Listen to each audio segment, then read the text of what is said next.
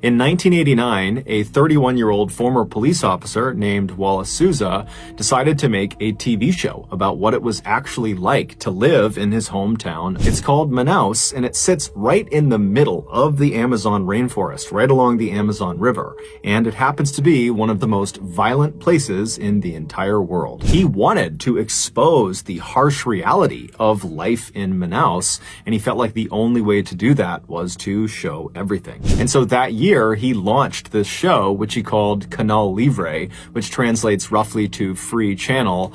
And true to form, there was no filter on what went on the air. And so this show was shocking. Viewers were given a front row seat to freshly murdered victims. All of it was shown on this TV show. And the people of Manaus loved it. And then eventually the people of Brazil loved it. I mean, this was an extremely popular show. And as he and his show became more and more popular across South America, Wallace decided he didn't just want to report on crime, he wanted to fight crime. So, on air, Wallace began berating the government for not being able to protect its citizens, and he berated the police for not being able to catch the criminals. And then off the air, Wallace campaigned for and was elected to political office in Manaus, where he continued to push hard to reduce crime in the city. However, over the years, there was one strange thing about his show, Canal Livre, that people just couldn't wrap their heads around. This oddity was most obvious in a now famous episode of Canal Livre that aired sometime in the mid-2000s. This episode opens with a Canal Livre reporter making their way through a jungle, and there's a cameraman filming them from behind. And this reporter, they're very carefully walking through, kind of pushing branches out of the way and high-stepping over all the underbrush.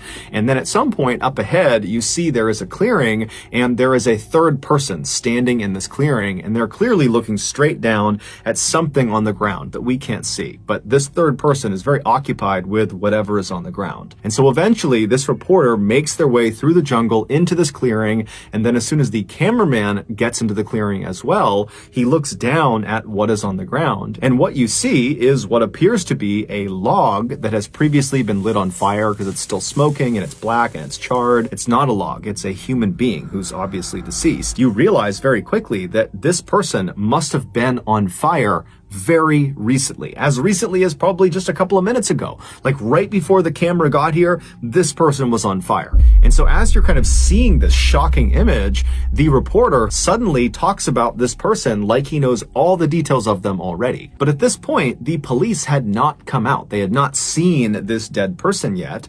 And so it made no sense that the reporter would have all this information on hand, because no one knows this stuff yet, and based on just looking at this person's body, it was too bad to be able to tell whether it was a man or whether they had been shot or not, or whether gasoline was used. But when Wallace was questioned about where he and his reporters got their information from, he just said, look, we're a very popular show and people call us often before they call the police, and they give us information about what's happening in the city. And we have a huge team. We watch the police headquarters, we listen to the police's radio, we watch the morgue, we have loads of informants all over the city. And so we just get our information really quickly. And this answer was enough until 2008. That year, in October, the police arrested a former Manaus police officer who just went by the name Moa, and they accused him of 9 murders. And so they throw him in jail. But Moa, despite the seriousness of the charges against him, seems totally unfazed. It was obvious he had some sort of powerful connection outside of prison, some person or some entity that he fully expected was going to, at any moment, swoop in and magically get him out of prison. But that didn't happen. Moa just continued to sit in jail, and at some point that began to sink in that he was kind of on his own, and so he began to talk. And the story he would tell would shock Brazil. Moa would admit to having killed some people, but he would tell police, look, I'm just the person who hired me for these killings is Wallace Sousa.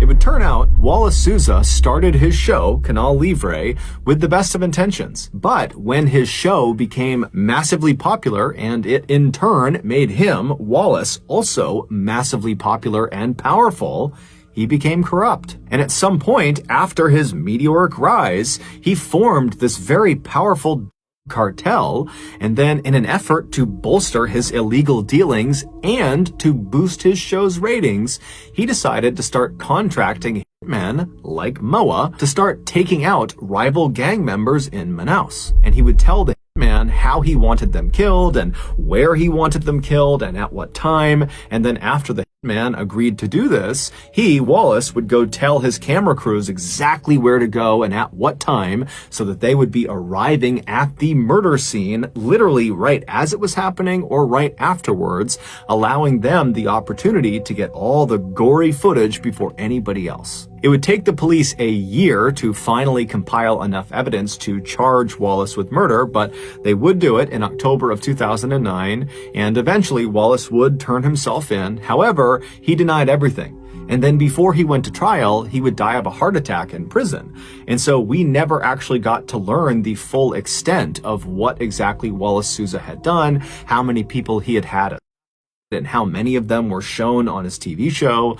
But we do know that at least 3 of his victims were shown on his TV show, one of them being the person that was found out in the jungle. They really were a man. They really had not been shot. They had been burned alive with gasoline at Wallace's discretion. But in the end, the person who paid the highest price for the Canal Livre killings was Moa, the man who blew the whistle on what was going on with the show. On New Year's Day in 2017, a crime syndicate overran the prison where Moa was being held. Now, they had lots of targets of people they were going there to kill, and one of them was Moa. They were furious with him that he spoke to police, and when they found him, he was pressed up against the back of his cell wall, basically as far away from the bars as he possibly could be, and he began pleading for his life, and this horde was not having it. And so then they start banging on the door, they're trying to hack the lock open, and Moa, he can't do anything. All he can do is kind of just keep himself all the way to the back of the cell and hope they don't get in.